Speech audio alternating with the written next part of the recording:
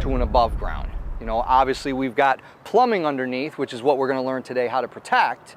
But in regards to the water, it's a body of water, whether it's here or here. So you didn't have to relearn a lot. You're learning right from the get-go. Yep. So biggest piece of advice, open it early and close it late. And the main reason for you folks, as well as even for any above grounds, is that if you open it early, your water might be 50 degrees.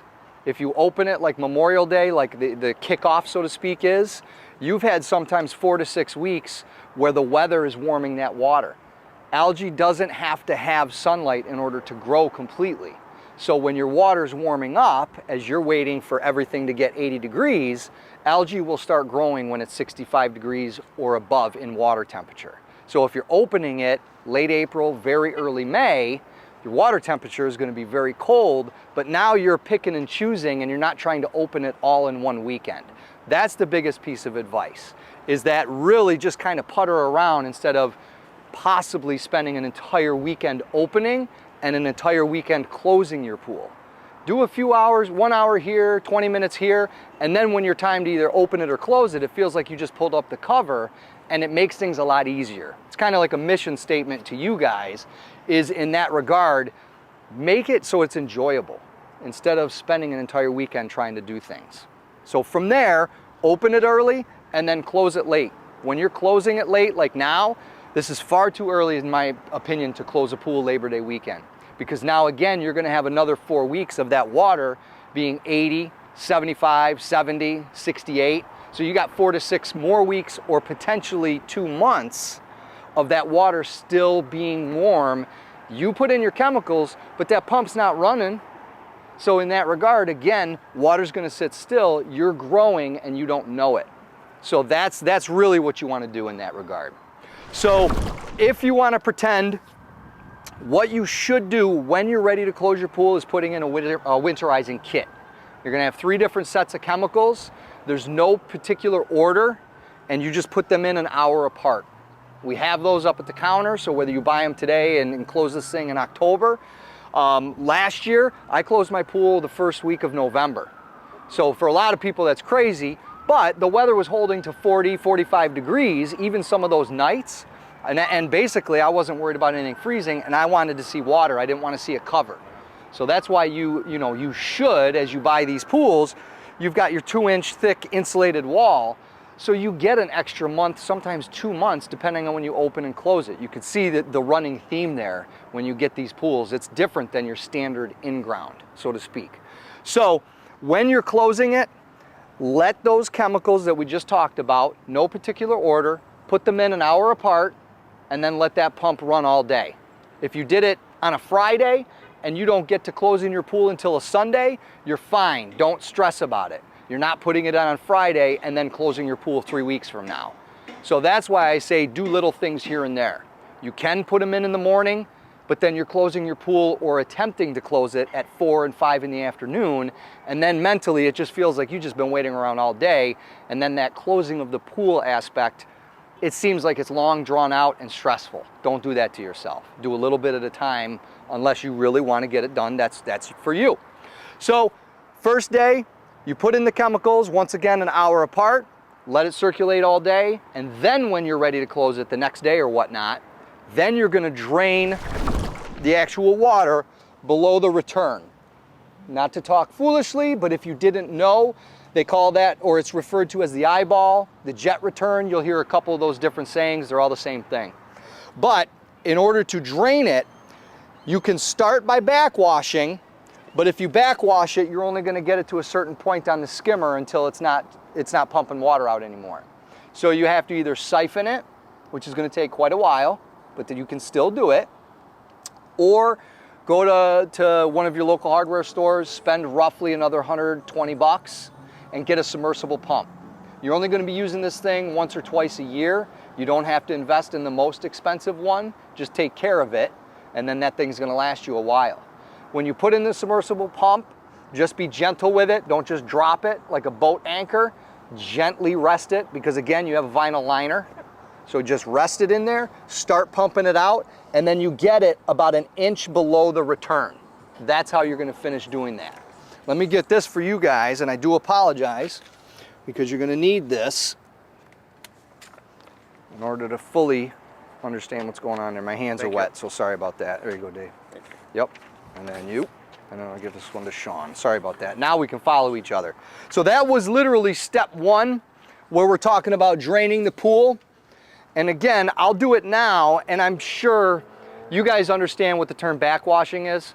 Okay, so just as an example, pool's been on, you're ready to go, turn the pump back off, hit it to backwash. Whether you're 6 feet away, whether you're 30 feet away, that's up to you guys. You're gonna drain it, and again, depending on the size of the pool, you might be draining this thing for maybe about 20 minutes, and then you're just gonna start sucking in air. So keep an eye on it. Don't start backwashing and then walk away and go do something. So that's what helps, when I say you're puttering around. You know, let me put it back for us, back to the filter, so we're ready to go. But the idea is, again, we've drained it, you get it below the return, and then at that point, let me show you a big piece of advice, and you might agree with me. When it came time to winterizing your pool, keep everything together. It's not going to take up a lot of room in a garage or a shed, but you first, as it states, remove the skimmer basket, place it next to you. With you guys, I'm assuming it's a lot of dirt. I also have a radiant, so I know exactly what you're going through. So in the next, roughly the next year, by the time you put concrete, patio, whatever you guys want to do, you're going to be vacuuming a lot less. So when you have the skimmer basket, like it says, put the skimmer basket here. Have you guys ever taken out the weir door? Okay, here, let me show it to you. This is called the weir door. You've got a tab right here. So this is going to be in reverse when you stick your hands in. Okay. You're actually, you can see these pins. Yep. They're going to be inside a hole on both sides. You only need to release one, okay, and it gives you that extra 1/8 of an inch to then you can see it moving, and then you just pull up and then just out. It's very tight in there. Don't try and wiggle it side to side. You'll break these tabs. You literally just pull that tab up and then right out. Okay. And that's the same thing when you're putting it in. I'll show you an example, and you may or may not, when I get done talking, get it in there. Bingo. There. Now you heard the clicking. Yep. So again, I'm going to use one hand, hopefully, sometimes two. You just lift up and then get this thing right out. One sec. There we go. Bingo. You'll need two hands. I was hoping to do it with one. This is a brand new weir door. Yours will be tight. The following year it gets a little bit easier. But either way, you just pop it right out. The weir door, that's why the skimmer basket is handy. Keep everything in one area. Then you have, like it says on step 2, if you have not done this, many people think this is a 2-part eyeball. It's 3. So you take 1 and 2, then you actually have, which we'll have up at the counter, invest in this. It's the one part of the pool between this, which we'll get to, a gizmo, and then a couple return plugs. You'll spend approximately $60 to $70 to have everything, and then the following years, depending on what you may or may not need to replace, you're just buying chemicals at that point. These are $4. This is really, really helpful. You slide this in, and I'll do it without looking because there's what they call fins on these, and when you slide it, they lock in place. Now, this helps you loosen up, which a lot of people, when they try to plug their pool, they say it won't fit because that plug is the same size as this. Now you've got 1, 2, and the third part. Screw them back together. If you didn't know this, if you have poor circulation in your pool, a lot of it stems from the eyeball. If you didn't know this, because we installed your pool, this eyeball, you loosen the collar and then you can move it around. So you don't want to have, like right now, I've seen some pools that are running and you can see it just barely moving like this pool, and this is off. It's because it's either pointing straight out or really towards the bottom. You want to get it into like a sweet spot where you see some good rippling on the top, but you don't want white caps, so to speak. So it's a fine line between getting good aeration and good circulation in your pool. So now you got the 3 components. Again, you see the theme, pop it in the skimmer basket, you don't lose it, and you're close to being ready to go for next year when you keep everything together. If you don't mind me asking, what size pool do you have? 1628. And what size do you have? Same? Okay. Do you have 1 or 2 returns? Two. That's why I'm asking, is because depending on the size of the pool, you're sometimes going to have 1, sometimes more. You have 2 returns. So don't forget, you got the one near the skimmer and then the one in the opposite spot. So do the same thing, remove that return eyeball, so now you have 2 of them right in there. Now I notice on this pool that the line is on this side of the skimmer? Yes. Both of mine are on the other side of the skimmer. Does that make a difference? It's just depending on where your steps are. Oh, okay. So, and great question, but it won't matter because your circulation's still going in the same way. Our steps are basically right here. Right? Yes, Okay. yes. I've had them on both sides. Okay. So it's 2 things, depends on your area and how that plumbing has to be set up as well. Okay. Because sometimes you don't have that option on the other side depending on the dip. Okay. So 2 returns, remove them. Still, be careful with this because you don't want it kicking around. So just slide your skimmer plate or your cover plate, pop it to the side. Now again, I'm going to go over this with you. We're now moving on to step 3. If you didn't know what the gizmo that I referred to earlier is, again, this is part of that 60, 70 bucks you'll spend possibly today. This is the gizmo. On your old pool, you might have had a block off plate. That's what this is basically replacing. So your pool, there's only one spot to put this in. You can't see it from where you're standing, but it's literally one hole that you can thread this into so you won't mess it up. You can see as I'm moving it, threads in, starts to get tighter, give it a little quarter turn, you're almost good to go. Now on the top of this, you're gonna have a little plug. Pull that plug out, put it in your pocket. I'll tell you later, it's some mistakes you can make, but if you don't pull that out and then put it in your pocket, it's gonna get kicked around the yard while you're closing, and you might as well go buy a new gizmo because you're not gonna find those plugs. There's expandable plugs, but that's besides the point. Just don't lose it. So now we've got installed the gizmo into the skimmer, and now we're gonna use a little bit of imagination because the way your pool is set up is gonna be very similar to mine, but it is gonna be slightly different than what we have out here. On yours, let me ask, do you guys have an automatic chlorinator up top? Yes. Okay, so do I. So what it is when I say we use our imagination, it's going to be very similar to this. It's just one little fitting that you will have that this doesn't have. So I'm going to read it verbatim to make it easier for all of us. When it says you're blowing out, you're always going to blow out your return lines here, or like on your pool over there, blow out those return lines first. The skimmer line, so you're going to have 3 lines, those are last. Okay? So the way we do this, when you're blowing out your return line, here's our imagination. You're coming off of your chlorinator. Your chlorinator is going to be here up in the air. Off of that, you'll probably have, which is similar to this, an elbow going straight down, and you'll have what they call a union. So it's all hard plumbed, but you can disconnect it. It's not 100% glued fittings. So with that union, which is here on this particular model, yours is right here and it's going to be much bigger. You're going to loosen that up from the automatic chlorinator. And then you're going to take, hopefully you have one. If not, unfortunately, you either have to borrow one or go and buy one. But usually someone has accessibility to a bigger shop vac. Not the shop vacs that, that are barely the size of this gallon jug that you use for your cars. It's going to be a good, probably the better part of a 5 horsepower or bigger on there. So it's the fairly large ones, 30 gallon minimum.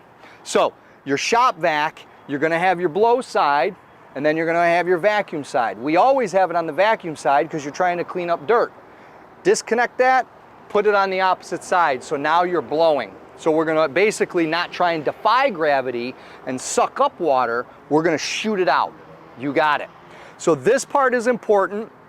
When you're saying, it says right here, while blowing out the pool, use the return line first. So we're going to end up with that return, putting that shop vac over the disconnected union. You might have to tweak it. On mine, I have to pull it over by about 1 inch. It's outside of your pool area typically, so it's not in concrete. So you can move it, just do it gently.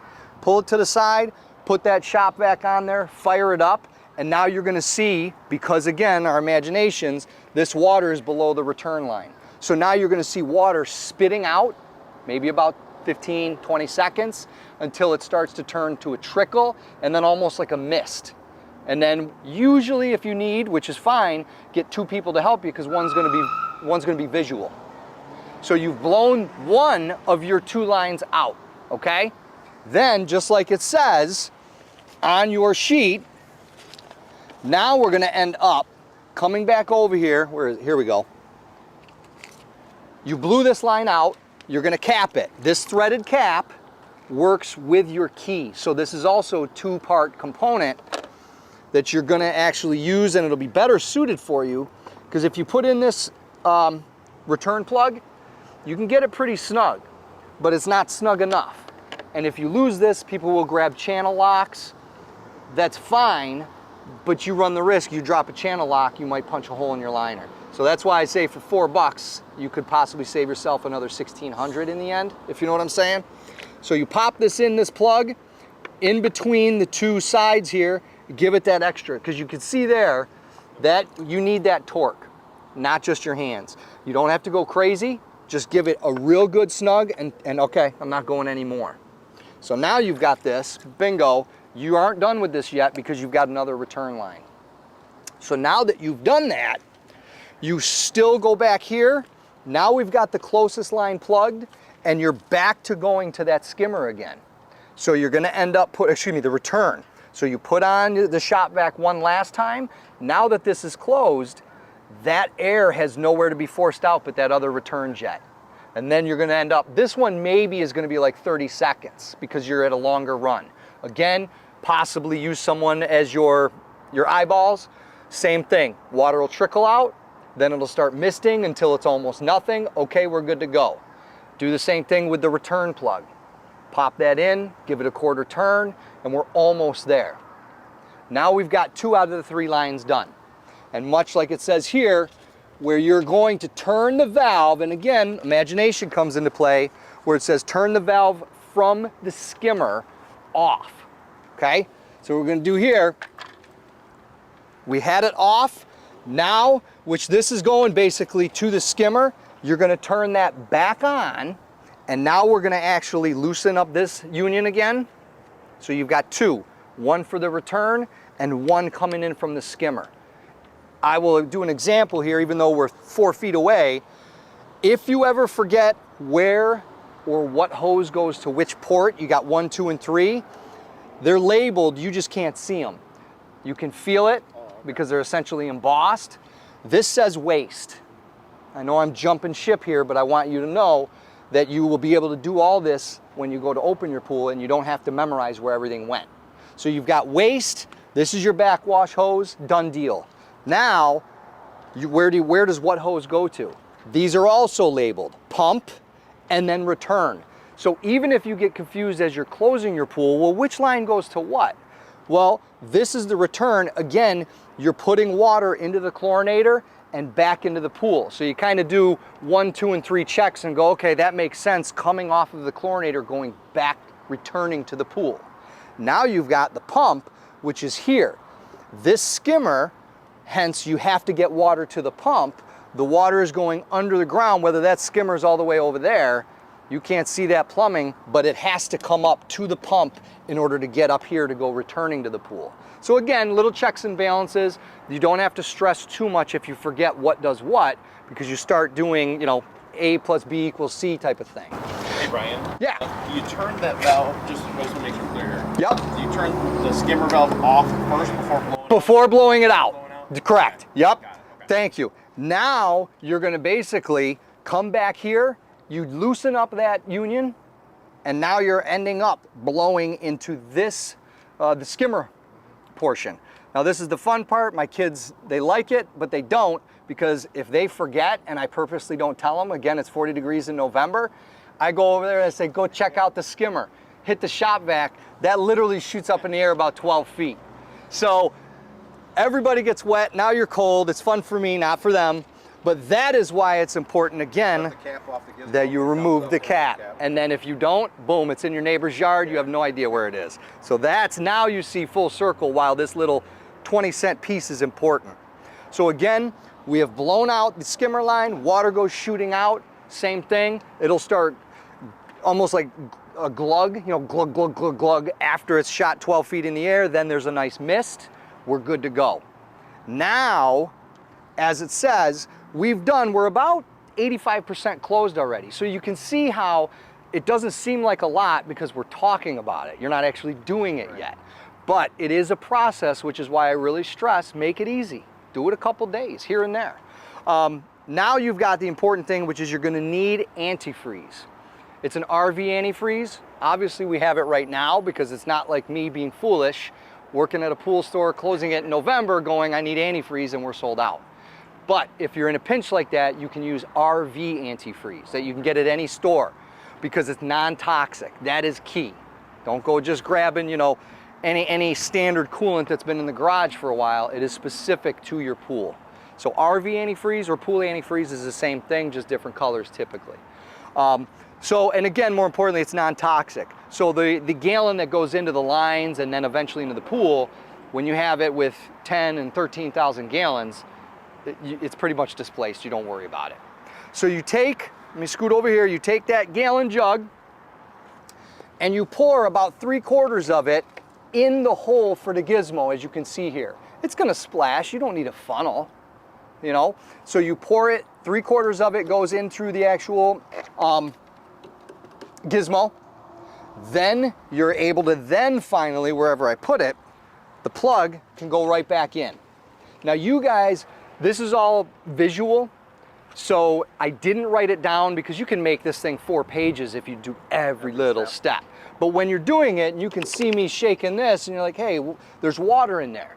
Well, yes, because obviously the pool is filled, but you're still gonna have probably 4 inches of water down there. You've got the shop vac out because we blew the lines out.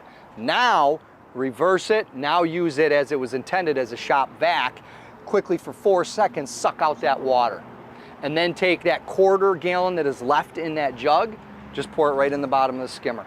And it might be an inch, inch and a half, and we're almost done with this portion. So you're talking there will be water outside the gizmo. Yes. The skimmer, Yeah. suck it out, and then pour Yep. You're gonna have that water probably pretty much the bottom here. So you're talking, I think I said closer, yeah, you're close gonna have about 4 inches of water, and then by the time you put in the rest of that antifreeze, maybe about an inch, inch and a half. You've got, now the skimmer cover goes back in place, and hopefully you still have the bolts. If you don't have them out there, you got them in the garage somewhere. So definitely put the bolts back on this. So now, again, we're almost there. What you've got to do, there's a couple different schools of thought. I'm going to tell you how I do it, and then I'll let you guys decipher as this year or as next year goes, whether you change it. You've got me telling you how to close your pool. You had one, so you'll be able to say, no, Brian, this worked for me. This is what I did. And what I'm referring to is you've got this big, gigantic filter system. You can't just pick this up and throw it in a shed. My father and I were crazy enough, but it also got us for 28 years the same filter and the same multi-port valve. Never any replacement parts. But it would take us half a day because we would try and jam one of those flat sleds and drag it into the shed. You don't have to do that. I don't do it anymore. I've had my radiant going on 6 years. This part I leave outside. So you're gonna have covering it with another 8x8 tarp that you buy somewhere. You can take this valve off completely, which possibly you did on your above ground maybe. And again, you've got those 3 options. So take the valve head apart, but you're still gonna have to cover up the filter with another tarp. I leave it out here and tarp this filter, and we haven't talked about the pump yet, you'll notice. The reason I tarp the filter and leave the multi-port valve all connected is for the fact that even if I remove this multi-port valve, my mind goes, okay, if we have a foot of snow, no matter how well I tarp this, you've got a big 6 to 8 inch hole, and now that snow pushes down in there. And when potentially the freezing and thawing, now I've got, you may or may not know this, there's a pipe that goes down there and you'll crack it. I don't want to spend $130, remove my sand, blah, blah, blah, blah, blah. So I'm more of the opinion where leave this out. If I have to spend another $120 on a multi-port valve 6 or 7 or 8 years from now because I left this out and eventually the winter just hurt it, I'd rather do that instead of doing the insides. I always left it. You always left it out? Yeah. Yes. So you know exactly where I'm headed. Now the pump is what you do bring in and what you want to bring in. Now at this point, again, coming off of your pump is going to be that shutoff valve. And you have that union. You already have that part disconnected because we blew out the skimmer. Now you've got 2 bolts. You loosen up those bolts and you take those bolts, throw them in your skimmer basket. Again, they're not all over the place. It's in one central area on a shelf in your garage or your shed. Now you've got those 2 bolts removed. And now again, for me, I'm disconnecting this entire thing. I've done it both ways. I don't see one way better than the other. And what I say both ways is, one year I disconnected it by pulling off the hose from this barbed fitting, by loosening up this stainless steel clamp, and then threw the pump in the garage. When you're carrying it into the garage, you're still gonna have about a gallon of water in there, so that stuff's gonna pour out. You purposefully wanna pour it out, because garages will potentially freeze. Right. But again, if you're doing this like I do, either late October, early November, you still don't worry about it. So it'll evaporate, but you still dump it out. Disconnect it from here, or last year, I just disconnected it from up here.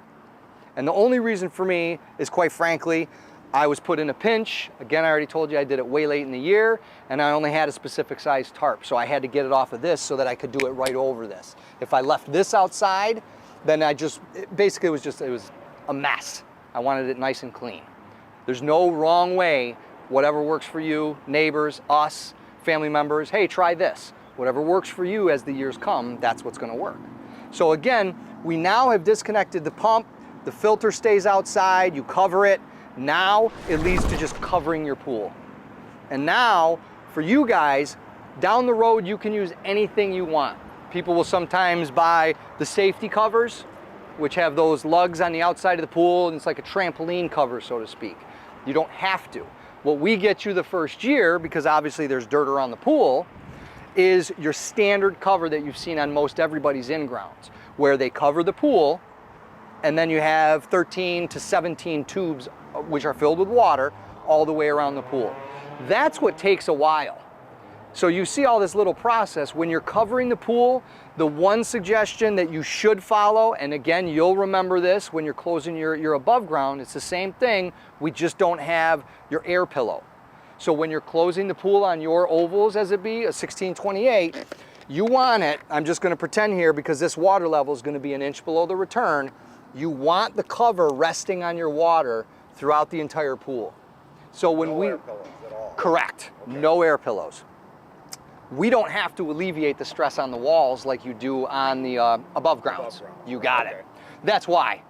So when you have that resting on the water, you then have that cover. Essentially, you want it touching or virtually touching the walls. So then you have that, the slack or the excess covering over, because now you got to remember, you're going to have it coming over your pool wall, and then you still have to have enough of that tarp material to put the winter tubes on. So that's why we get you with your pool. Don't let it throw you when you see like an 18 by 36 or a 20 by 40 cover. It's massive.